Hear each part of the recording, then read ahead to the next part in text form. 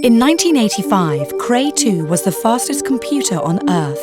It was used by the likes of NASA and the US Defense Department. 30 years later, a mass-produced smartwatch has twice its capabilities. In less than 10 years, most people will have a supercomputer in their pocket, and data storage prices will continue dropping by a factor of 10 every 5 years, meaning that storing our ever-expanding digital footprints will be virtually free and available for anyone to see: your employer, your kids, your date. Today, 43% of the population is connected to the internet, mostly in developed countries. By 2024, that number is expected to rise to 90%. Online access will be considered a basic right. The great majority of the world's population will have access to the entirety of human knowledge. This will increase access to information, education, and global marketplaces, which will empower many people to improve their living conditions and escape poverty.